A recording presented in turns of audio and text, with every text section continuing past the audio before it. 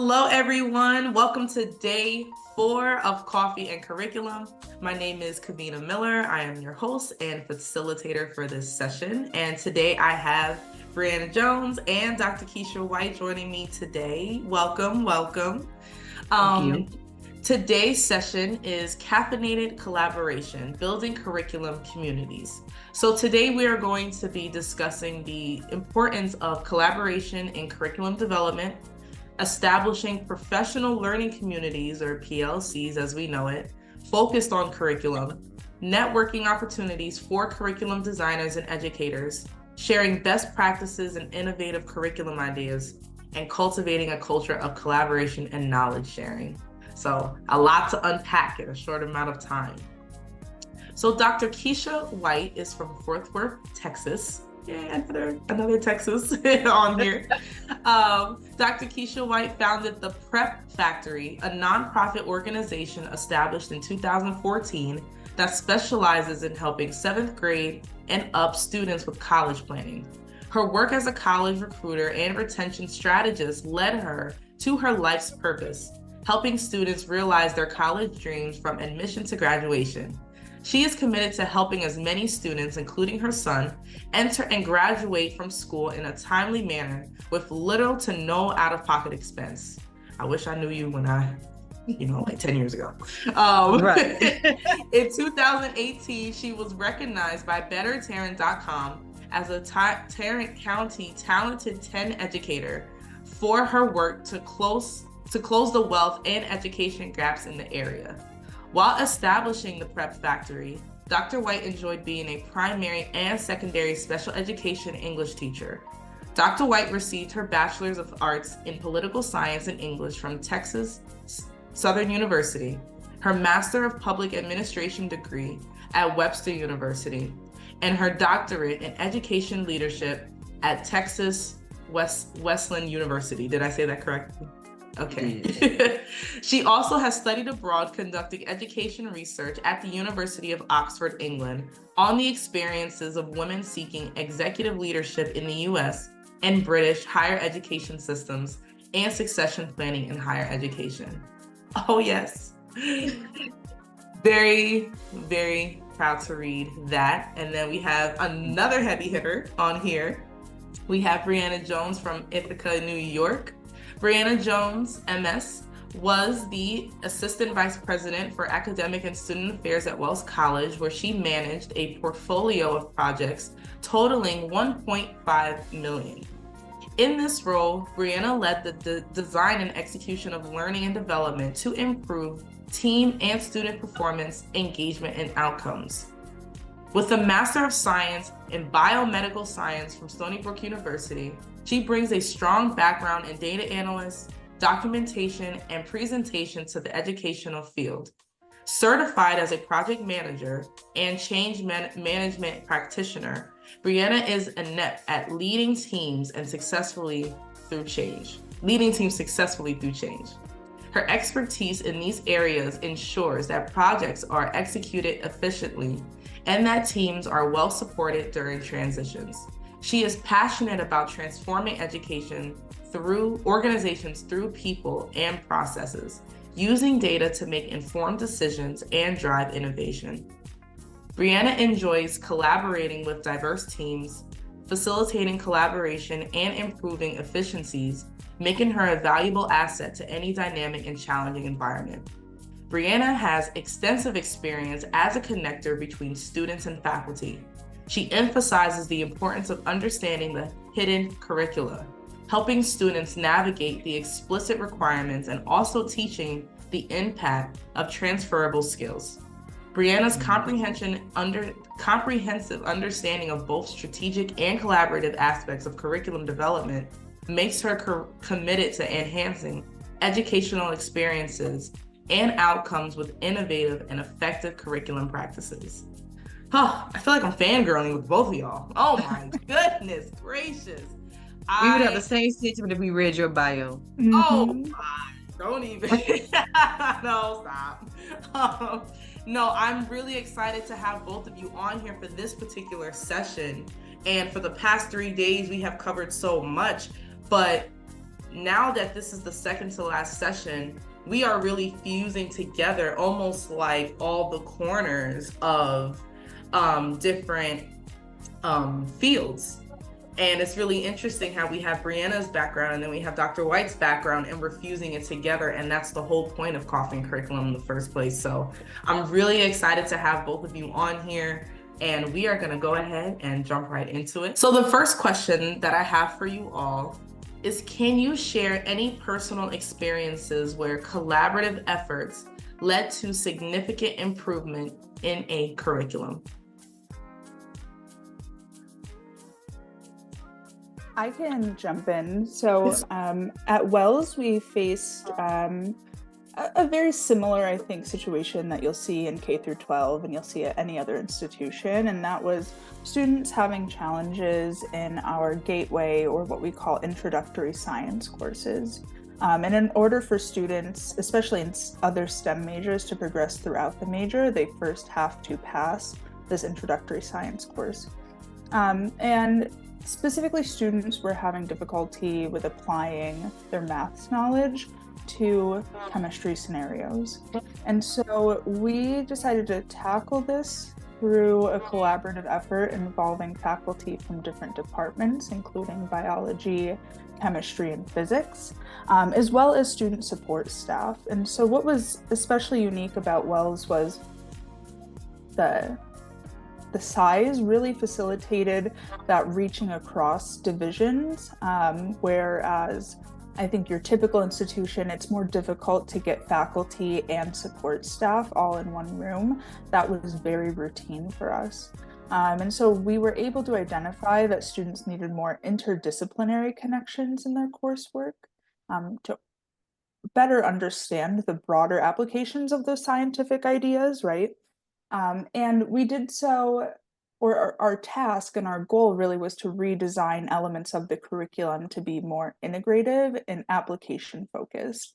And while the core of that work of redesigning the curriculum itself lied with the chemistry faculty, we as a group were able to support that decision making and elements of the changes to curriculum just by meeting and talking and saying, okay, this is what I'm hearing from students, or this is what I'm seeing based on the data. And so through forming that curriculum task force, we held regular brainstorming sessions, workshops. We invited faculty members from each department, like I mentioned, and we were using real-time student performance data and those insights to I think in a best case scenario, like predict what the outcomes for the revamped curriculum would be.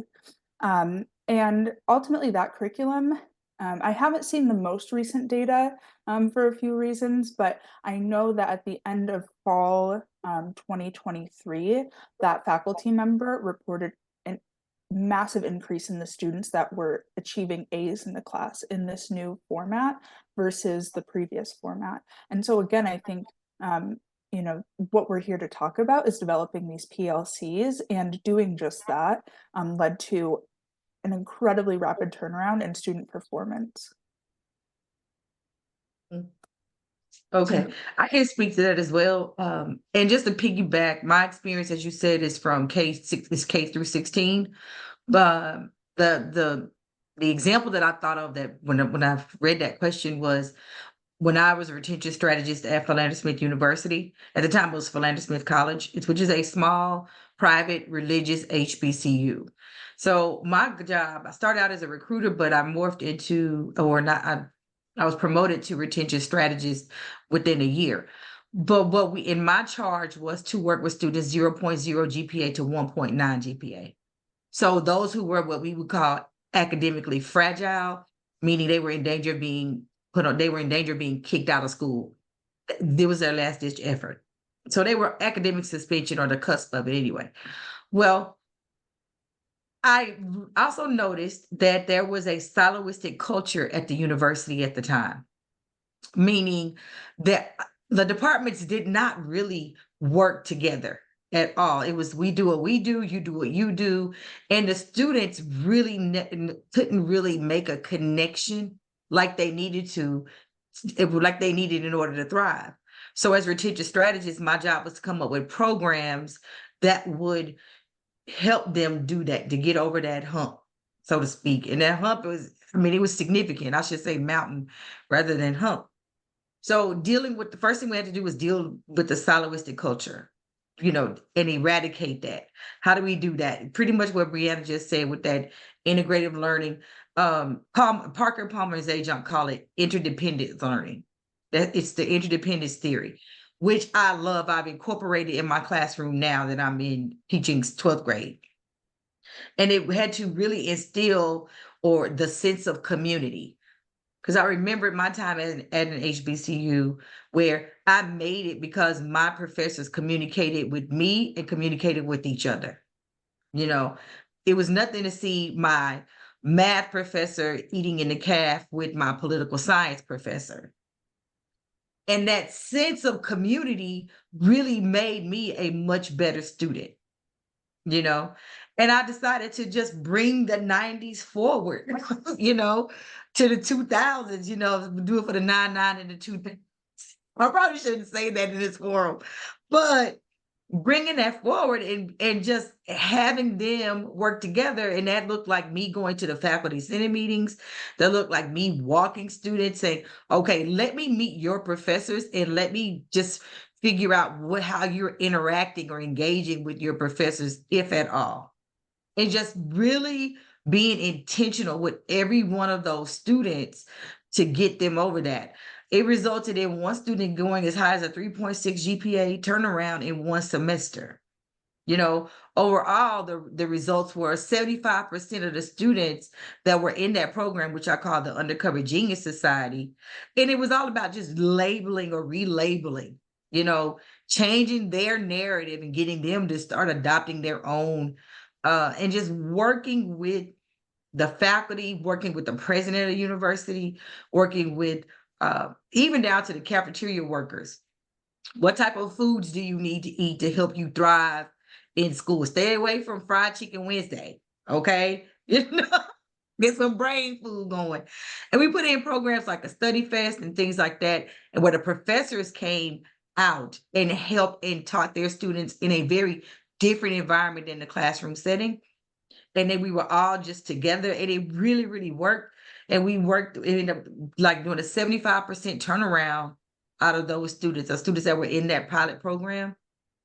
And then now some of them have gone on to get doctorates in master's degrees, so I mean, I agree with you. The integrative learning is very important.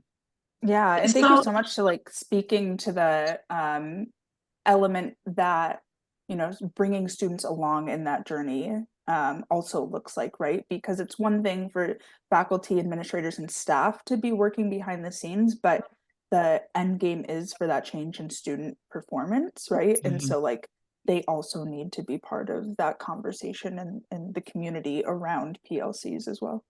Yes, I agree.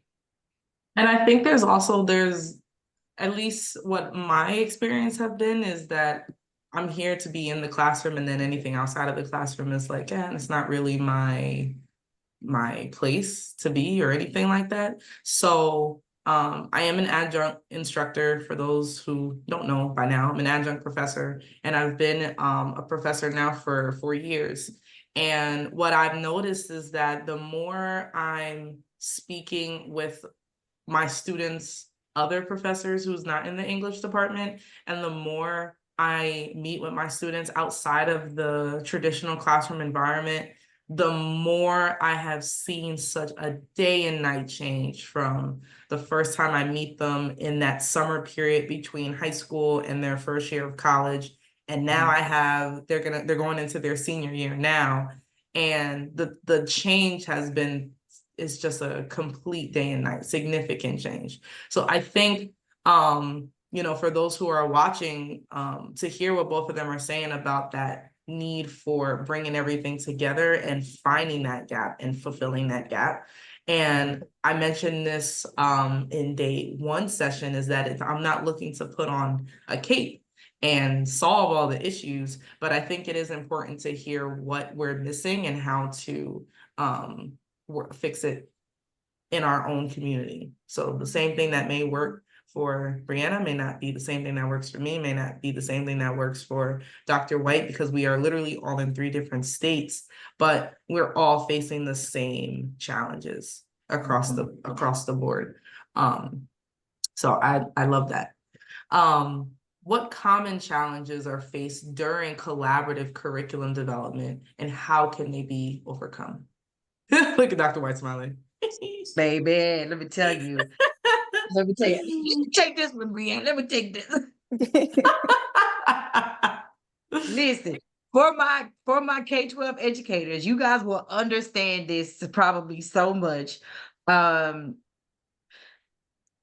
I was sharing with Kavina the other day, I was like, it's egos. Egos. Okay, are we gonna be real here, or is this gonna We're gonna be be real. Coffee curriculum's we're real. gonna be real? Okay. Real. So egos, dysfunctional cultures in the school community, and the absence of complete buy-in. That's what I've seen. Would you and do I get one Yeah. Oh, amen yeah. to come on, pastors?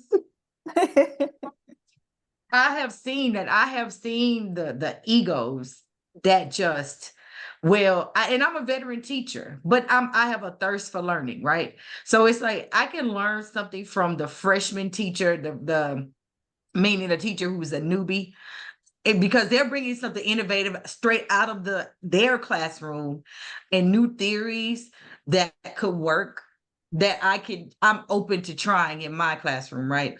Or just being open-minded, because at the end of the day, we have to move the needle for students. We have to move the needle for students, because these are the people that we do not want to put us in a nursing home. And that's how I look at it. Like, I'm putting seeds in the ground. And if I'm putting seeds in the ground, I want this student to have the best educational experience they can have under my charge while they're under my care. My teaching philosophy is every student deserves a special education.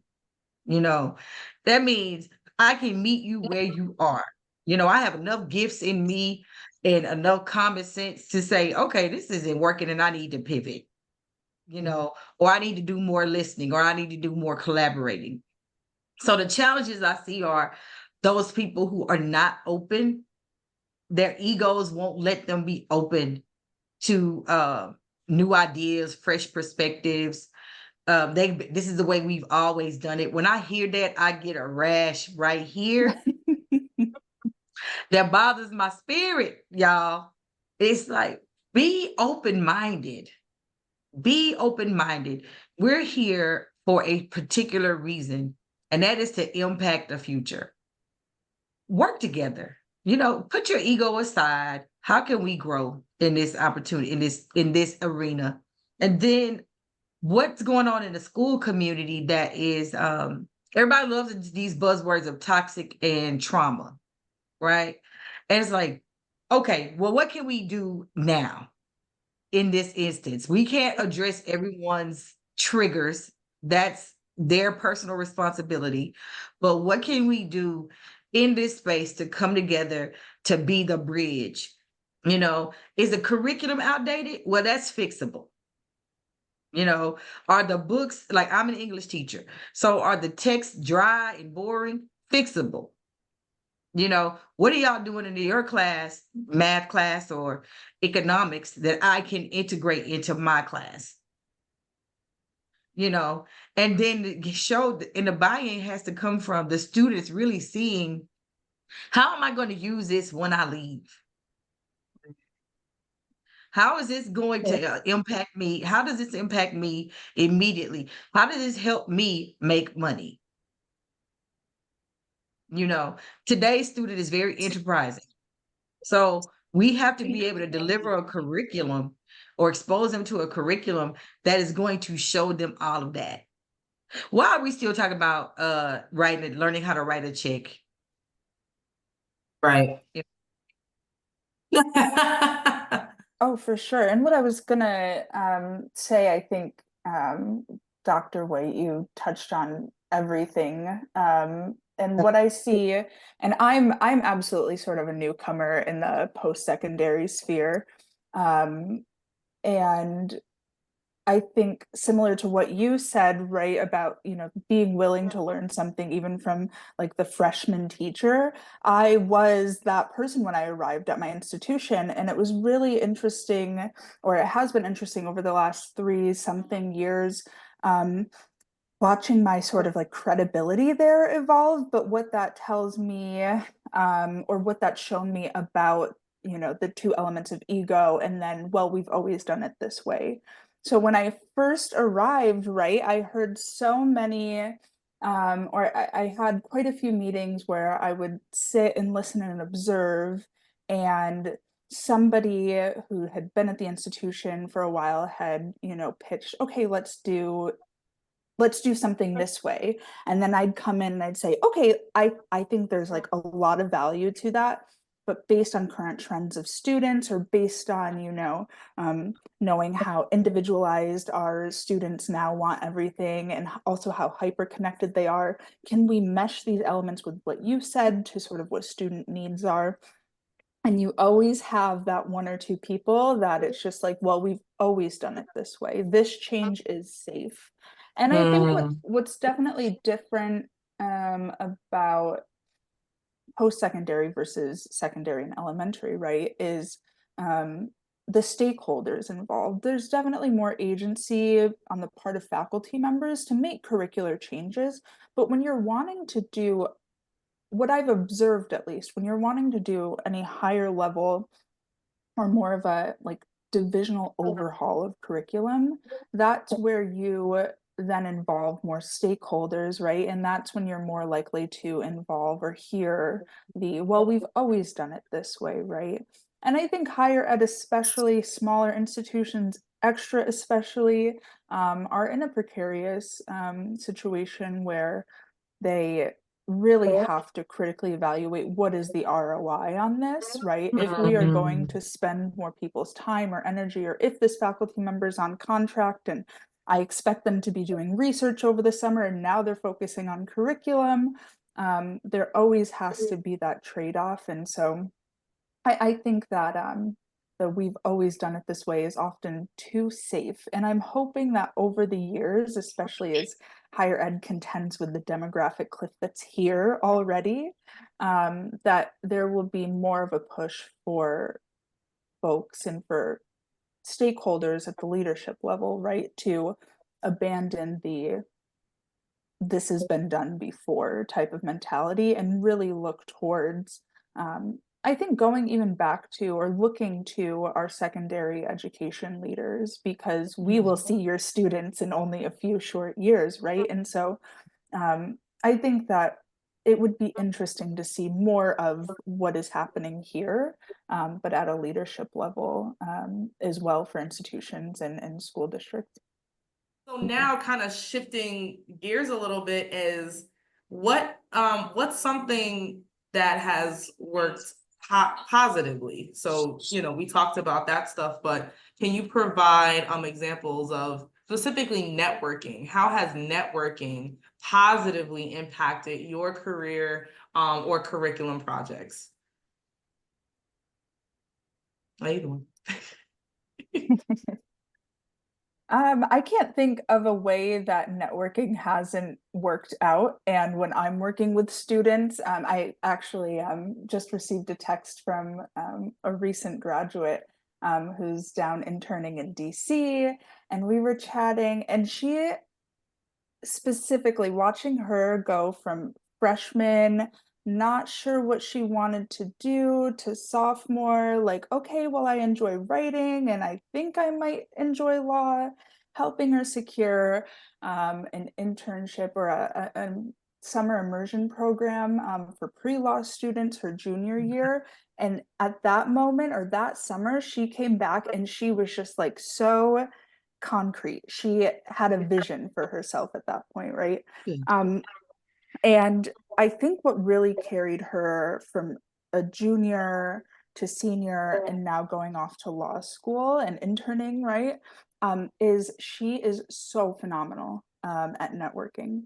And I think she's probably one of like maybe 20 students that I think have really internalized my message throughout the years, which is like, go for the lunch, have that coffee, join that webinar, fill out a Google form for coffee and curriculum, right? Like just give yourself the option and then make your decision. But at the very least, right, open those doors or have those conversations about what those doors might even be. And I think that it's so easy now through social media, through all the ways that we're all connected to be connected. And I think that's really powerful. And for that reason, right, like what is my network can just as easily be Dr. White's and Kavina's as well, because we're sharing is caring, right? And like if I think that somebody that I know can help or can offer a bit of wisdom to somebody else, like I am not going to gatekeep that. And I know that the people that are in my network have that same type of ethos. And so I think that that's incredibly powerful. And then where that spills into for like PLCs and just for collaboration in general, right, is I've worked on boards of directors. I've had the leadership roles that I've had, right? And at every point, I might jump onto a project and I don't necessarily have like a fully fleshed out vision for how every element of that project will go. But I do know that when I reach a sticking point, I've got somebody in my network that can give me a little bit of insight or say something like, Dr. White, you said something, I think, in our first response. And I was like, I wish I knew you when I was directing our SSS program, because I think you would have given me so many like tidbits and I could have just, taken it to the moon. So I think that's the power of networking, is really just having a community that you can turn to briefly, or sometimes for long-term projects. And really, I think, especially in education, we all need the support that we can have. I was a middle school teacher for all but 1 year. So kudos to you all that make that careers, because you're so strong. And I got through that 1 year because of my network, right? Because of the educators in my building, because of the other people in my life that are middle school or elementary school teachers. And they were able to remind me that my experience wasn't like, I was not the first person to have I don't know, fifth grader that just refused to pay attention in the middle of lessons, right? And like, this is how you overcome that. And so it's all about affirmation too, and just, I think, pulling each other up, right? And I think that's what I really appreciate that. And when I can, again, like get students to internalize that at their young ages, it only sets them up for longer term success. Right. Absolutely. And thanks for filling out that form, because now look at us. Look at us. Networking it's interesting. I hate to keep going back to referring to generation, but networking when I was younger, when I was much younger than you all now, was about outside of school. There was no networking really done in school, right? It was more of community. Who do you know? Who knows you through your parents? And who has a job for you through your parents, who's at church, things like that. What I did not realize was that all that is called social capital. And how you build that social capital is important. And the glaring difference I see now is there is a lack of social capital present for today's student, or they don't realize that they have it. And so what I do is what does the word say? And all that get understanding. I help students understand who's in your network. I'm in your network. This person is in your network. When you look at this school community, who is going to write you the letter of recommendation that you want? And you don't want a dry letter recommendation. You don't want a lukewarm letter recommendation. Going back to your analogy of fire and ice, you want a hot letter recommendation, something that's going to get you something, right? Get you something, not just get you something, but get you what you want.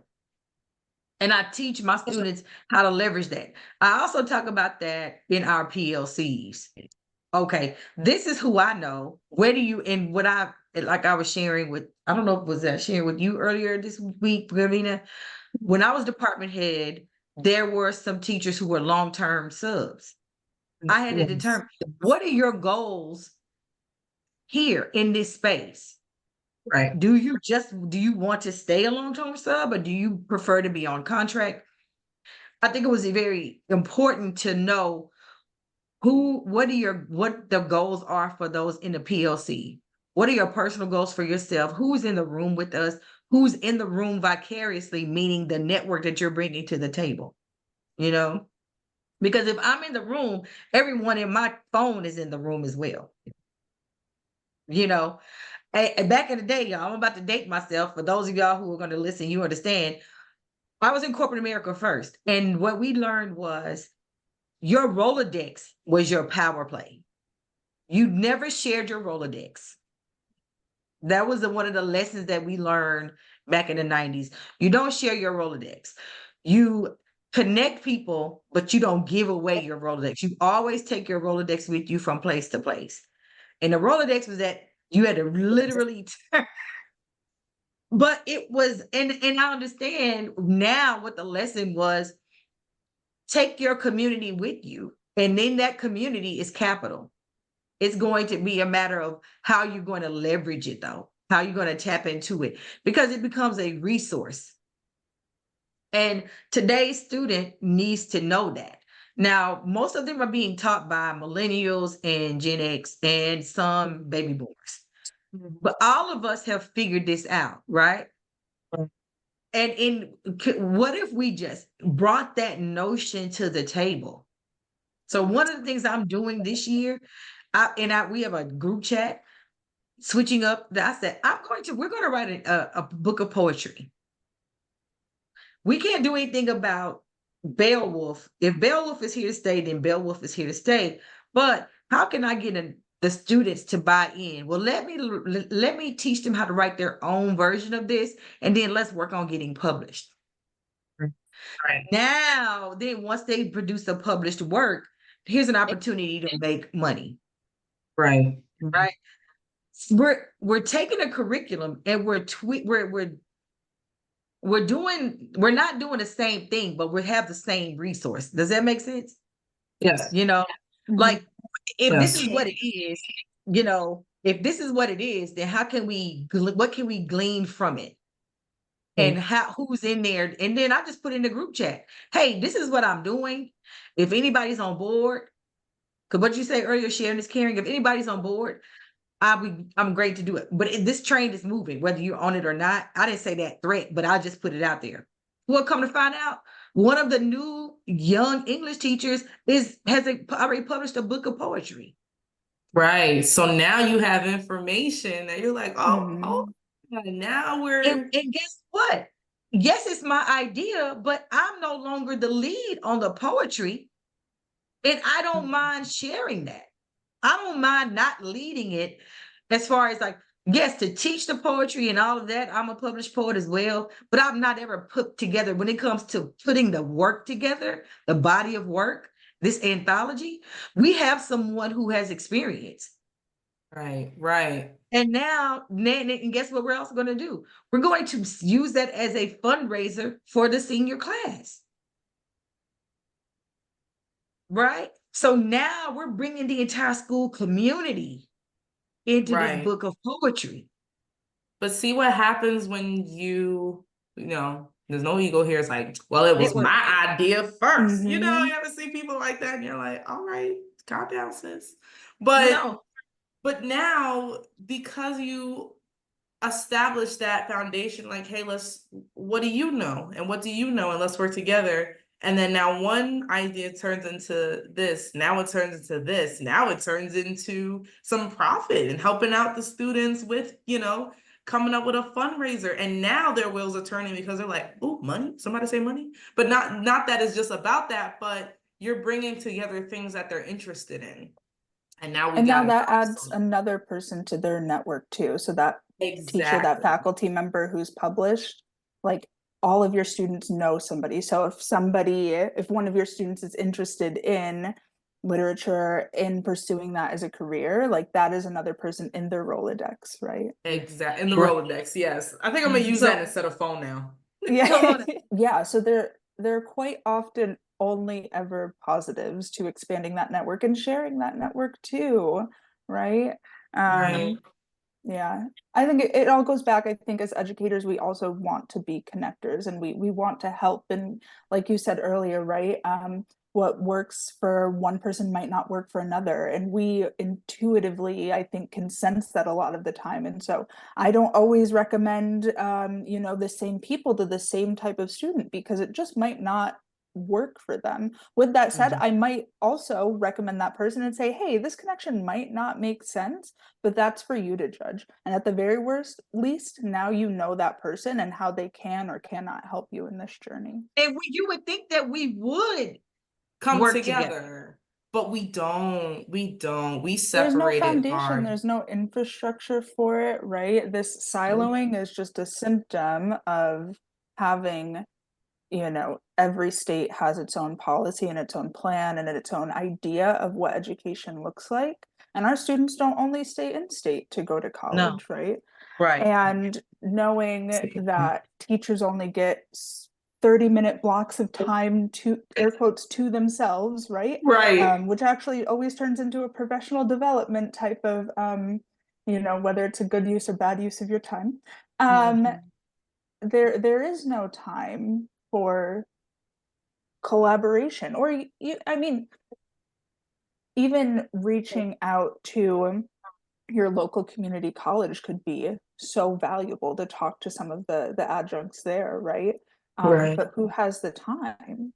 And so I think that the way that I've seen that addressed so far is you have these fun third party, whether it's Kaplan or whether it's, insert your favorite big name that tests our students half crazy. And they say, oh, well, we can help you amazing third grade teacher, because we also address or we also serve higher education. But just because they're serving each of us does not mean that they're actually supporting us in a coherent way. And so I think that it's all a symptom, and the best way forward is doing exactly what you've set us up to do, Kavina, which is to create these PLCs that it might initially make sense, like, oh yeah, I'm only going to network or create a PLC with my other higher ed folks. But Right. there's absolutely value in having Dr. White and her colleagues. And so I'm hoping that this is like one of many events like this to come. Oh yeah, that's for sure. This doesn't stop here. We just getting started. Getting And started. Come on now. oh yes, just getting started. Because I think that in spaces such as ours, it can really we can get lost and kind of funnel down being in our, I'll say, quote unquote bubble, small bubble. I think that having these conversations where we're looking, like you said, Brianna, you said something so important, is that our students don't come here and then they go right here to Rutgers, where I am, or Kane, or Rowan, or Willie P, or Montclair. They don't stay here in Jersey. They go to Texas. We do. Tell them don't come to take. We full. We are full. But I get your point. You're absolutely right. They go to North Carolina. They go to, they travel. They go to Europe. They go to other countries, and we want them to. Yeah. We don't want them to, stay here. We want them to explore the world, and that's the whole point. So, I think this was needed. This conversation was very much needed. But I am gonna ask one question from the audience before we finalize, and I'm kind of sad to finalize it. So this one question that we had from the audience, let's see. There is an increased number of migrants coming into the country. How can teachers or stakeholders in school districts respond to making adjustments in the curriculum for students who do not speak English with proficiency? That's the first part of the question. So let's answer that part first. Well, I'll talk because I think that impacts K-12 more because on the higher ed level, they were just called international students. Sure. Right. And then Yeah. there's a whole international, there's a whole division or department that addresses that. There's the TOEFL, there's a mechanisms in place that I think the school districts would do well to even tap into what the universities are doing and how you all are helping bring those students into the fold. What type of supports do they get academically, even with as far as like with regard to the academic affairs office, student affairs office, because you want them to still have a holistic college experience, even though they're from another country, so I think it makes me think about like, well, why are they not talking to because you guys have been doing this for centuries. Right. I mean, everyone in Cambridge wasn't from Cambridge, so there was, I mean, heck, I think Du Bois even studied abroad somewhere, so it's always happened, right? In the K-12 setting, 2 years ago, we call them emerging bilingual students here in Texas. They change the acronym every year, but there's a great push because we're a border state. And so we get a high influx of students from all over, not just from Latin America, South America, Mexico, but from all over the world. Here, everybody's moving to Texas. I'm like, golly. But so my population was averaging 30 students a year to now 90 students on my roster that are emerging bilingual. I've had students from Belgium, Congo, the Republic of Congo, obviously the Latin speaking states, Lithuania, all of those students. And here I am. So what the district did was they incentivized us getting our ESL certifications. Got my ESL certification, not knowing that I was going to have 90, almost 100 students on my roster. I'm predicting that I'll probably have another 90 or to 95 to 100 this year as well. So what did I have to do? So that's the district's response. Force the teachers to get the ESL certification. And it's a very dense test here in Texas. It's a very, the curriculum is very dense, but there's no real assistance from the district to help you get it. You're kind of on your own. They're like, hey, we're going to require you to do this, voila. And the expectation is that we'll throw you a couple of dollars to get it. That's it. Where's the study group to help us get through, navigate all these acronyms and all these terms and these policies? There's nothing to help the teacher learn in this, how to even deal with students who where ESL is, the English is their second language now, or hopefully. Right. They also have schools where it's, and I'm talking about the district response, where newcomer academy. So if you're smack dab brand new to the country, then you're ideally supposed to go to that school, but that's optional. That's if the parents elect that. If the parents are like, no, I want them to go and hurry up and merge into society with everyone else, then that's putting a student at a disadvantage and the teacher. Right. So I think, and really what our district does is they just leave it up to us to figure out how to, in practical terms, execute it. Right, right. So we're in these PLCs and these professional developments, like, what do we do? What do we do? Right. And the only thing it seems to work out is, what are the behaviors? Pay attention to the behaviors of an EB student and address the behaviors. And I'm not talking about discipline. I'm talking about self-segregating, right. not engaging in discussion. And then you have to ask, do you understand me? Now we're in Google Translate world. Right. You know, Yeah. Yeah. and like we start to really, really rely on Google Translate, and our students that are helping us was because, you know, do we have time to translate every document that we're creating, these notes and things like that? And that's a Yeah, gap no. in of itself. That right there is having resources of translation when you have students who are coming from, you know, 3, 4 different countries in one classroom, and they're for 3 different languages. Right. And all of your material is in English. So, you know, and then you have the notion of accentism, and it's just there's so much that goes into it. Brianna, I don't know if you want to touch upon um that a little bit. Yeah, I don't know that I have. I think what Dr. White sort of ended with is Mm-hmm. one of the most important pieces, which is like not most important. There, the whole topic is all too important, and I think because Yeah. it varies so much. I was actually just looking up what NICED's requirements are for here in New York State in terms of how like K through 12 educators potentially face, right? Um, Bringing or having a bilingual student in their classroom.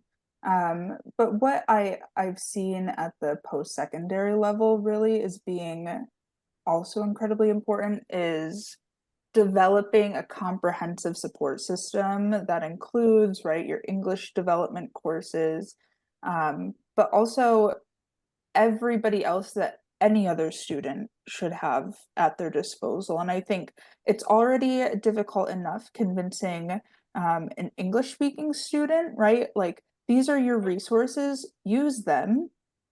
So I can only imagine that that second barrier of, okay, now we also have to consider whether or not the resources we're providing can serve a student whose first language is not English.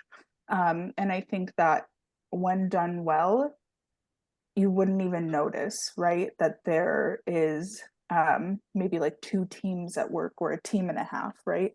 Um, so I don't know. I don't have an incredibly perfect answer to that. No. But I like what you said as well. And both, you know, gave a lot to think about. My brain is turning again, so I have to stop myself. You had me thinking about what tools and resources we have when it comes to technology. And I'm sure schools don't have enough resources when it comes to technology for things like translation. And that's what we're going to actually be talking about tomorrow for the last day is exploring these new trends when it comes to curriculum development, such as artificial intelligence and virtual reality and augmented reality, and looking at how we can start to shift the curriculum because you cannot run from it anymore. It's like, you know, shoved down your throat as if you're playing a new song on the radio. You can't escape it. There's no way. So what do we do with it, and how we can incorporate that into what we're learning effectively, not doing it just to do it or because it's cool or because we're trying to relate to our students, but apply those tools purposefully and effectively for our students to learn, just to learn a little bit better. So that is all we have. And you know, what a cup of fresh water will do, this conversation was that cup of water for me. And I just appreciate you both, Dr. White, Brianna, for your time and your knowledge, and your authenticity is very much commendable. And I thank you for joining and doing this. Thank you for having us. Thank you. I Yeah, enjoyed it. thank you. Yes. Yes. And so continue to use those hashtags, continue to talk in the chat. And tomorrow is the last day. It's day 5. Don't forget to take the survey. And I'll see you all tomorrow. Thank you.